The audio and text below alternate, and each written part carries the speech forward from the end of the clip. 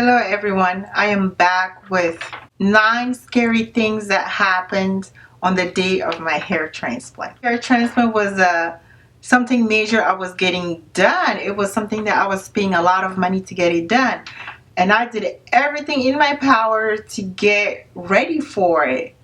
But I wasn't thinking that, like anything wrong was going to go that day.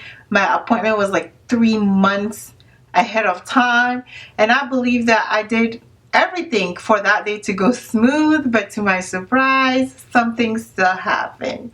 Clearly maybe it wasn't too bad because my hair transplant turned out okay, but I'm going to share these things with you, so maybe if you're going to get your hair transplant wherever you're going in the world, these things might help you, and it's something to look out for.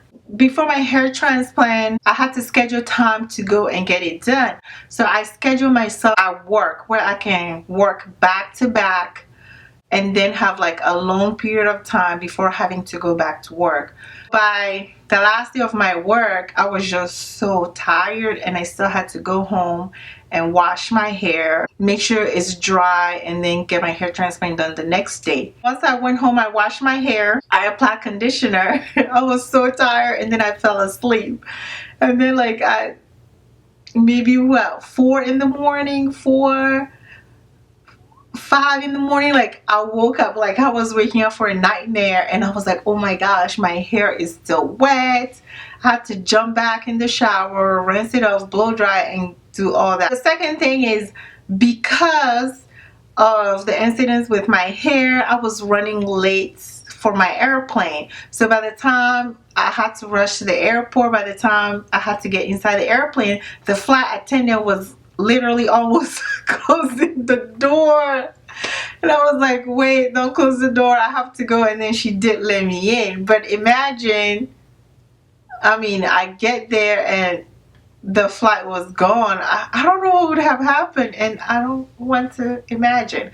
I'm just happy she let me in. I actually got there 15 minutes late. I was there 15 minutes late, but if you're paying that much money to get a procedure done, 15 minutes is something that, they can look over 15 minutes. I'm considering this as a third thing. They were like, well, our system is down.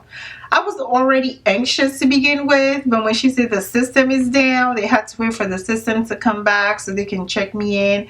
And I'm thinking to myself, I didn't fly all the way here just for the system to be down and for me to not get my procedure done. I think maybe about 30 minutes later, the system was back in. They had me sign all of the documents. The fourth thing, I wanted a hair transplant, and I knew I wanted a hair transplant. When the doctor has to design my hairline, he took me in this room with this giant mirror, and when he used that surgeon marker to draw my hairline, looking at my hairline, looking at how much hair was missing, it's like that was no point of turning. I knew I wanted a hair transplant, but him drawing the area where my hair was just missing, for me to have a chance to actually see it, that's when I was like, oh my goodness, look at the damage I had caused myself. And if I wasn't there to get my hair transplant done, because I was there to get my hair transplant done, so that was a solution, I was a little bit relieved. It was hard for me to watch that, and it was scary for me to watch that as well.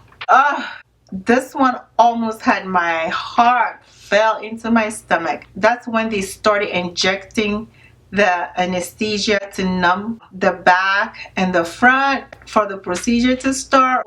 After the first injection, the second, the third, I thought I was okay, right? By the time they were getting to the fourth, to the fifth, my heart started racing. I had never had my heart race so hard. Like, I didn't know what was gonna happen. My heart was racing. Ooh, I could literally feel. And then all what they told me is they just give me some apple juice. They just say just sip on this apple juice, and truly just taking the apple juice did help relieve the anxiety, and it slowed down my heart rate, and I was good to go. After the procedure, mind you, I went from the airport straight to their office, and I had like my handbag, which I had like packed. It was like an overnight bag, and I have my laptop and everything. So after my procedure, they checked my bag, and they were like, well, you can't carry anything more than 10 pounds.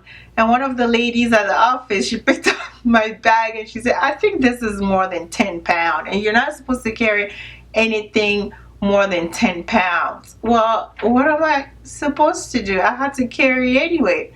So I carried the bag like very carefully. I made sure I kept my head straight up, and I carried the bag to the Uber, and then I had to go back to the hotel, the lobby. So I was very careful, but I had no choice but to carry it. I get to the hotel to check in, and then they're telling me, so mind you, I have like this surgery already done. I have this little surgeon cap. I'm looking like a zombie from whatever land.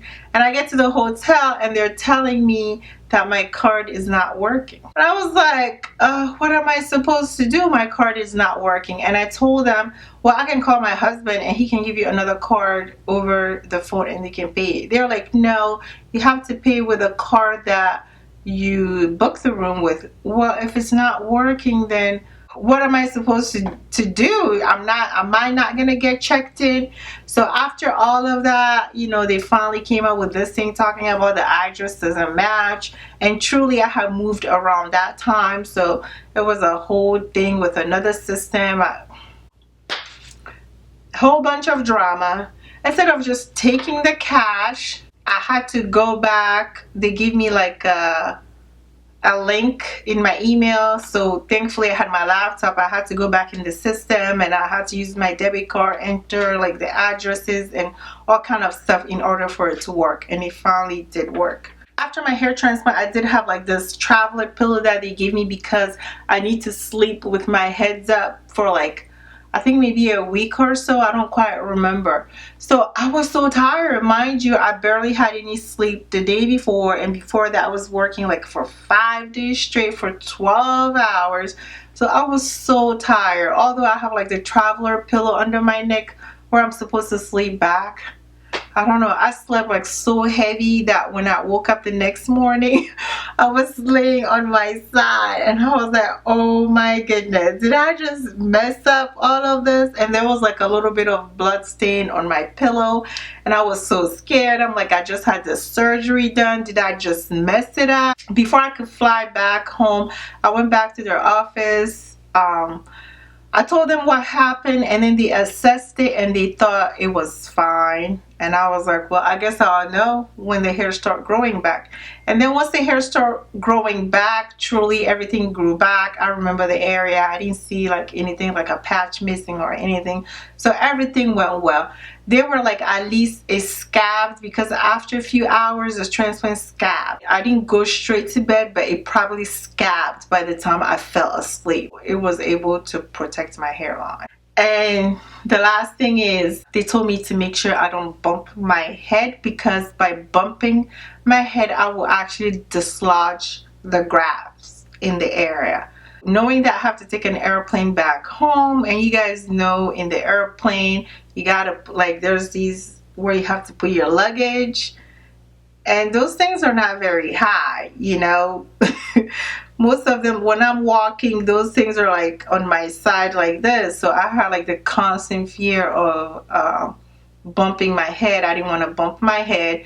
And I'm also naturally like very clumsy. When I come home, usually at home, I tend to bump my head on cabinets when the cabinet door is open or stuff like that. So I just make sure I was extra careful. And I remember during that period of time, I made sure I didn't bump my head.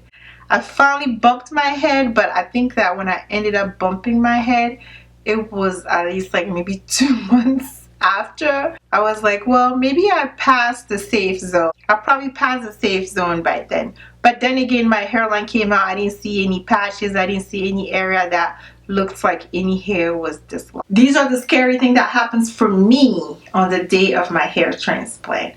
Subscribe to my channel if you haven't. Leave all questions and comments down below, and I'll see you in the next video. Bye.